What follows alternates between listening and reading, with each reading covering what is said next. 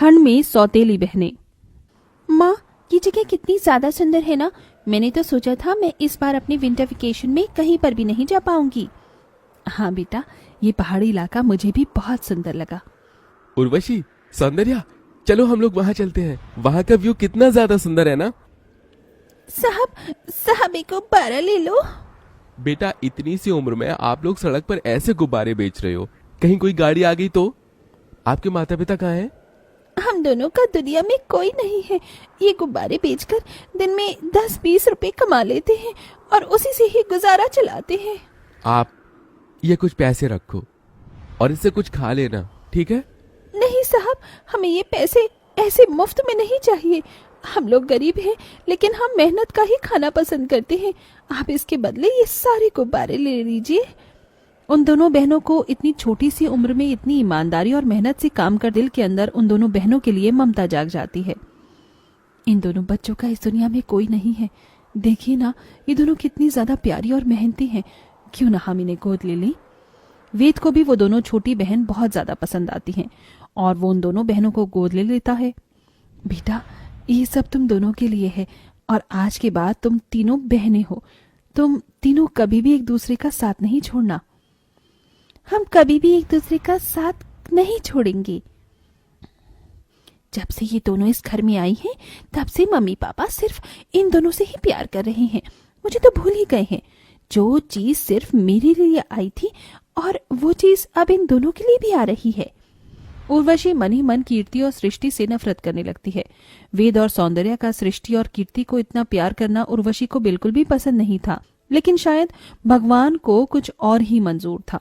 Office जाते समय सौंदर्य और वेद की गाड़ी का एक भयानक एक्सीडेंट होता है और दोनों की फौरन ही मौत हो जाती है। मम्मी पापा, आप दोनों क्यों मुझे अकेला छोड़कर चले गए?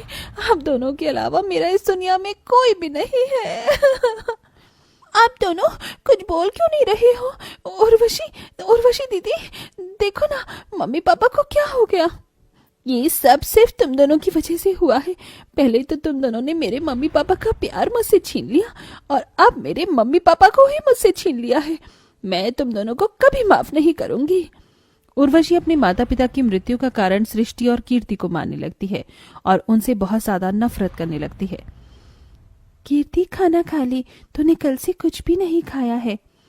नहीं दीदी, मेरा कुछ खाने का मन नहीं कर रहा है। मेरी बहन थोड़ा सा खा ले, वरना मैं भी नहीं खाऊंगी।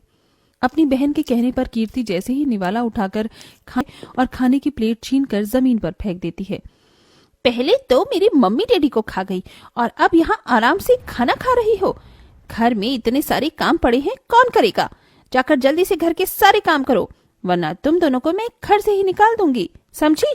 फिर इस कपकपाती ठंड में सड़क पर भटकते रहना। कीर्ति, सृष्टि उर्वशी को अपनी सगी बहन मानते थे, इसीलिए वो उसकी सारी बात मानते थे।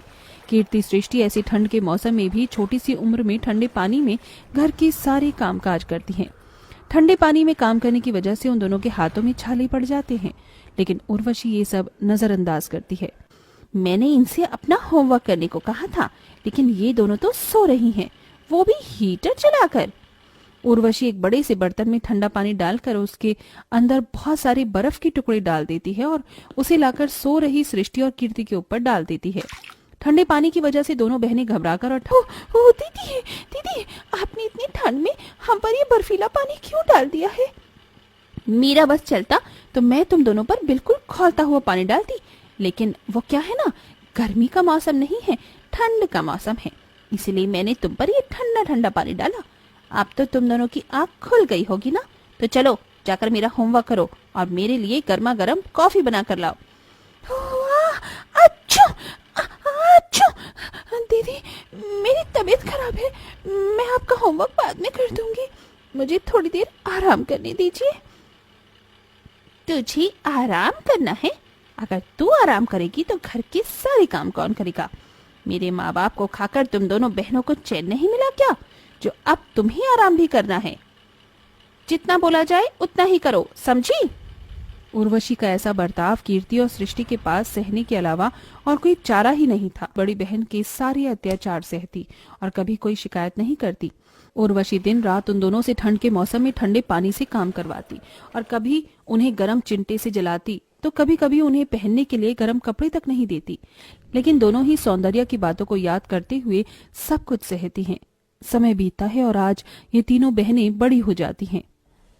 कितनी बार कहा है तुमसे कि मेरी परमिशन के बिना तुम लोग गर्म कपड़े नहीं पहनोगी, लेकिन तुम दोनों इतनी मोटी मोटी जैकेट पहनकर आराम कर रही हो।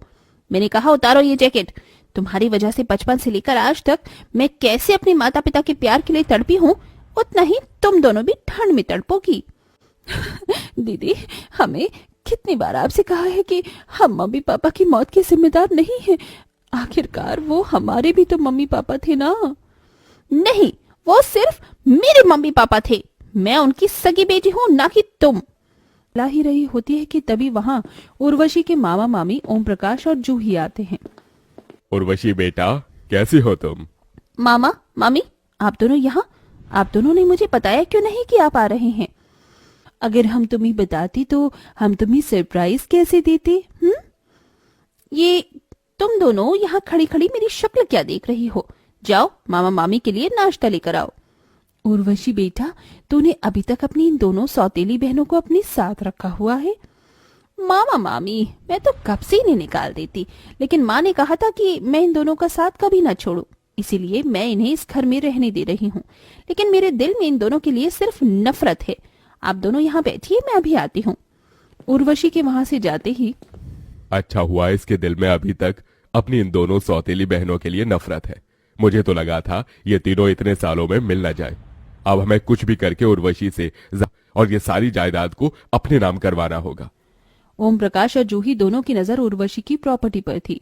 ओम प्रकाश और जूही को बात करते हुए कीर्ति और सृष्टि देख लेते हैं और जाकर ये सारी बात उर्वशी को बता देते हैं। तुम दोनों को शर्म नहीं आती मेरे मामा मामी के खिलाफ ऐसी साजिश करते हुए? पहले मुझसे मेरे माँ बाप को छीन लिया और अब मेरे मामा मामी को मुझसे दूर करना चाहती हो। दीदी, हम सच कह रहे हैं, हमारी बात पर विश्वास करो। जस्ट शट अप, निकल जाओ मेरे घर से और मुझे अपनी शक्ल मत दिखाना। सृष्टि और कीर्ति अब पूरी तरह से टूट जाते हैं और घर छोड़कर चली जाती हैं, जिसका फायदा ओम प्रकाश और जूही उठाते हैं और जायदाद के पेपर बनवाकर उर्वशी के पास ले जाते हैं। ये किस किस चीज के पेपर हैं? उर्वशी बेटा, ये पेपर तेरे माता पिता ने बनवाकर मेरे पास संभाल कर रखे थे। इन पेपर पर साइन करने के बाद तू अपने बिजनेस को पूरी तरीके से टेक ओवर कर सकती है। लेकिन मम्मी ने नहीं बताया। तू उस समय बहुत छोटी थी। चल, अब जल्दी से साइन कर दे। ये पेपर हमें अब कोर्ट में भी जमा करवाने हैं। उर्वशी को जूही और ओम प्रकाश पर शक होता है। उर्वशी उन पेपर पर साइन करने से पहले उन पेपर को पढ़ लेती है, जिसे पढ़कर वो जान जाती है कि वो पेपर बिजनेस के नहीं बल्कि उसकी प्रॉपर्टी के हैं और उसके मामा मामी उसकी प्रॉपर्टी अपने नाम करवा रहे हैं। सृष्टि कीर्ति बिल्कुल ठीक कह रहे थे। आप दोनों की नजर में मेरी प्रॉपर्टी पर है। काश मैं उनकी बात मान लेती।